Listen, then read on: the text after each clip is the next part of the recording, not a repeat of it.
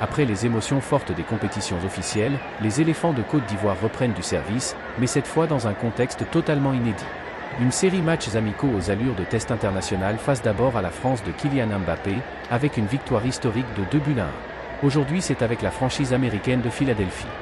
Loin de la simple exhibition, cette rencontre était l'occasion parfaite pour le staff technique de procéder à une véritable revue d'effectifs, de tester de nouveaux schémas tactiques et de voir comment notre bloc équipe se comporte face au football intense et physique de la MLS. La Côte d'Ivoire face à Philadelphie, une affiche originale, surprenante, mais ô combien enrichissante pour la préparation des prochaines échéances. Face à une équipe américaine en plein rythme de championnat, rigoureuse et compacte, nos éléphants devaient montrer du caractère, de la fluidité dans le jeu et surtout donner des réponses sur le terrain. Entre choix tactiques audacieux, performances individuelles à la loupe et enseignements majeurs pour l'avenir de la sélection, il y a énormément à dire sur cette rencontre. Alors, les éléphants ont-ils rassuré ? Quelles ont été les satisfactions et les zones d'ombre de cette confrontation ? Installez-vous confortablement, on passe le match au scanner. C'est parti pour le débrief.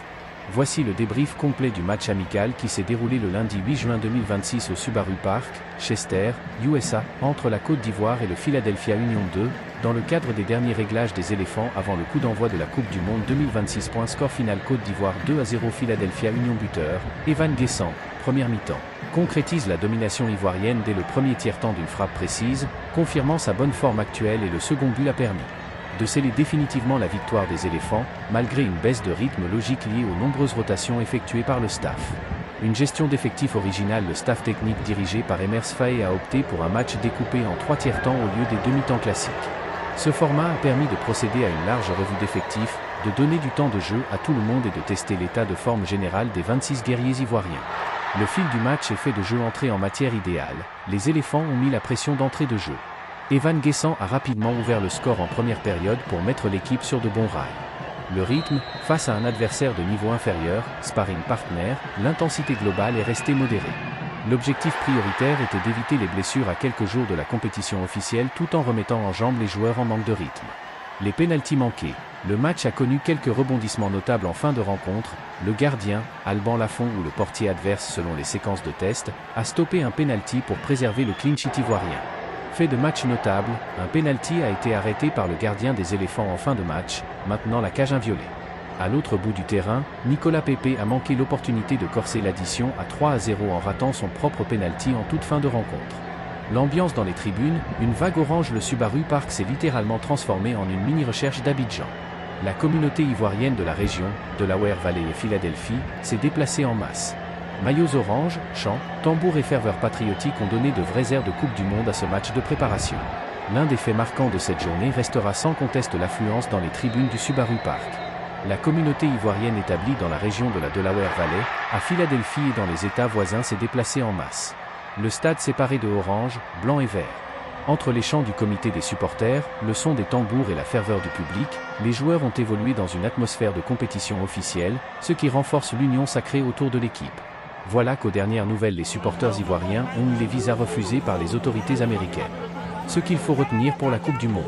Ce succès 2-0 est anecdotique sur le plan comptable, mais essentiel pour la confiance et la cohésion du groupe après d'autres tests majeurs, comme le match contre la France.